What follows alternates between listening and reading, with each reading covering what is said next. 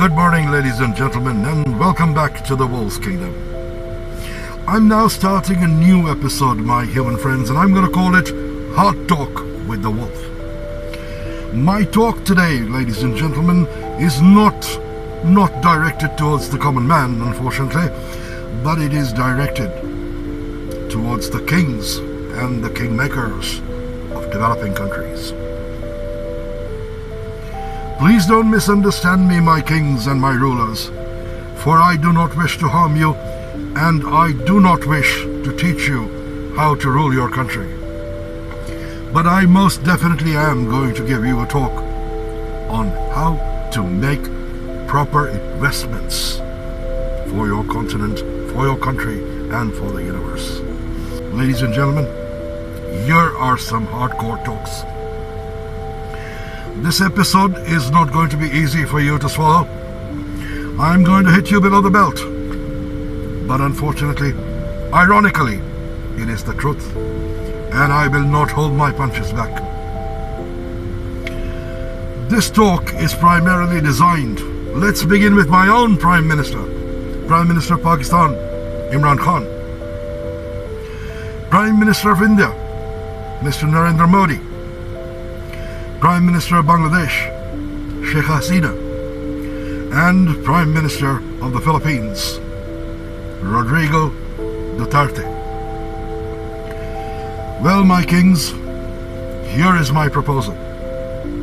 I was doing a little bit of statistical calculation, and I researched on the amount of money these countries are spending on developing their defense, arms and ammunition, armies, navy, air force, black operations.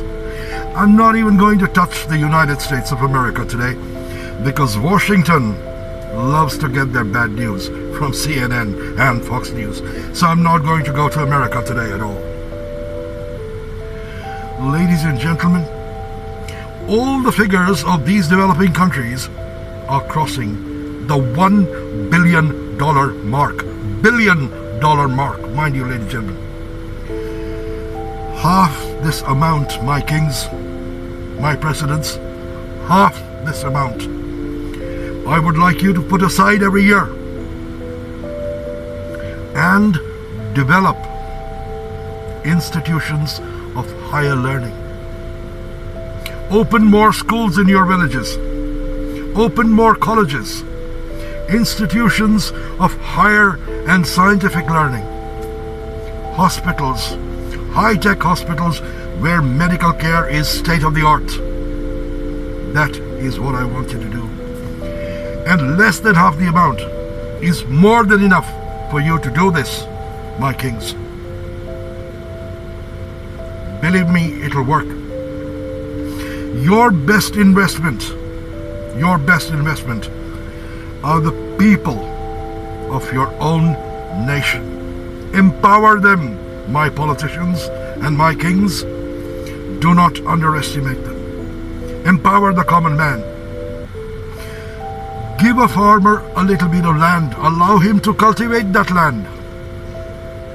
Open an institute of agricultural engineering. Educate the farmer and then teach him how to export his own product. Allow me to assure you, my kings, my presidents, my queens, your countrymen will never leave their country for greener pastures. Today, unfortunately, do you know where the best Pakistani doctors are available? They're available in Manchester. They're available in Birmingham. They're available in London. They're available in Washington. But they're not available in Pakistan. The best IT professionals, Prime Minister Modi, the best IT professionals come from your country. They're from the south of India. And do you know where they are? Unfortunately, they're not working for India. They're working for bloody Microsoft. Why can you not invest in them and make sure they don't leave India? Empower them. Give them a proper salary. Open up institutions of higher learning so that they do not go out to greener pastures. Make India green. Make Pakistan fit enough for a Pakistani to stay in Pakistan and not impart his knowledge in a foreign land. This is how I think. President Ronaldo, hear me out. Empower your farmer. There is poverty in your land. Instead of investing in arms, ammunitions, invest in an institute of agricultural technology. Give free land to your farmers. Let them cultivate. Today, educated men and women from the Philippines come to Dubai. And do you know what they do? They're working as cashiers. They're working as nannies. They're working as housemaids.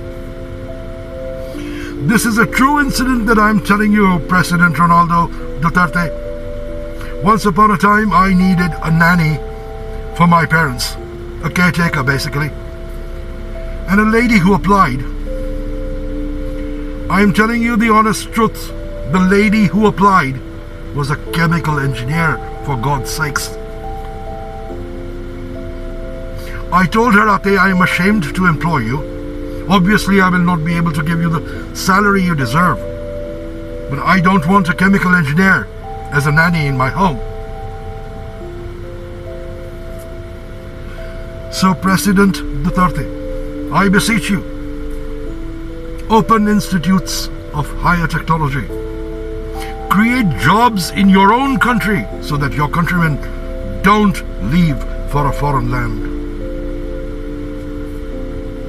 Single mothers are leaving the Philippines, leaving their own small little children behind, and they come to Dubai to look after our children.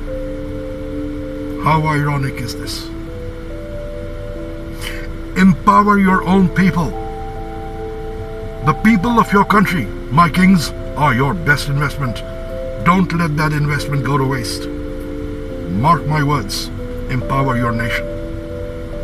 Invest in them. Believe in them. And watch how they develop. Yes, ladies and gentlemen, it will work. I assure you.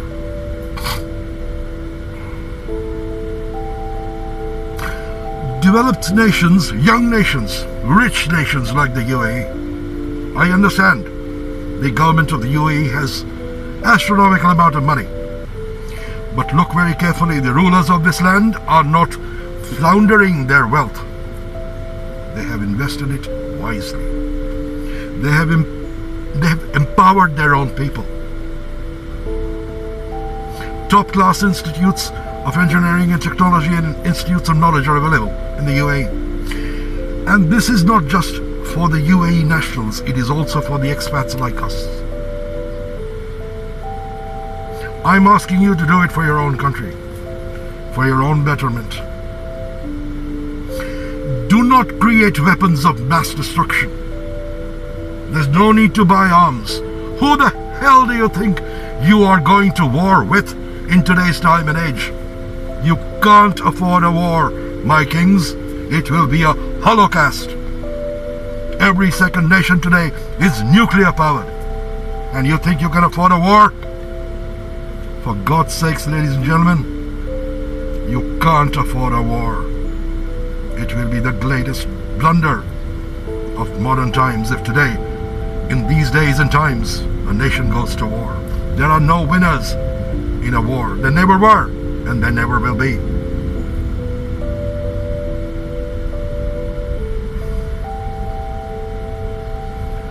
The Dalai Lama very wisely once said, people are made to be loved. Commodities are made to be used. Ironically and chaotically, in today's world, we love our commodities and we use our people. How much more ironic can this possibly get? Ladies and gentlemen, our world is not a bad place because the evil is making a lot of noise. Our world is a bad place because of the silence of the good. The good need to wake up and make a noise. Believe me, the evil will drown. I'm not here to reinvent the wheel. What I'm saying is not a national secret. The handwriting is on the wall. I just have the courage to read it out loud to you. That's all, ladies and gentlemen. Nothing else. There's no rocket science to what I'm telling you. That is a hardcore reality, what I just told you, my kings. And ladies and gentlemen, to the common man, this is what I say. When you go to the polls, you actually feel that because of my vote, XYZ has become the king of my country. Please, ladies and gentlemen, get away from this delusion. In today's time and age, behind closed doors, there lives a very powerful lobby. A lobby of multinationals. A lobby of the pharmaceutical mafia. A lobby of the warmongers. The ammunition makers. They sit behind closed doors in an air-conditioned room, over a coffee table with a glass of whiskey and a Cuban cigar, and they decide about the man who would be king. If you think your vote matters in the elections, you, my friend, are living in the greatest delusion of modern times. It doesn't work like that anymore. It just takes about 7 to 8 people in a closed room to elect your president. A small little vendor sitting outside the Empress Market in Karachi is not bothered at all about who is the man who's going to be king. He is only bothered about how to give 3 square meals a day to his family, how to educate his children, how to have a better roof over his head. He doesn't care if the ruler is Nawaz Sharif, Asif Zardari, or Imran Khan. He says, whoever it may be, this is my requirement. And that will be his requirement all the time. So, ladies and gentlemen, open your eyes. I beseech the kings, the queens, and the kingmakers to listen to what I'm saying. Hard Talk with the Wolf.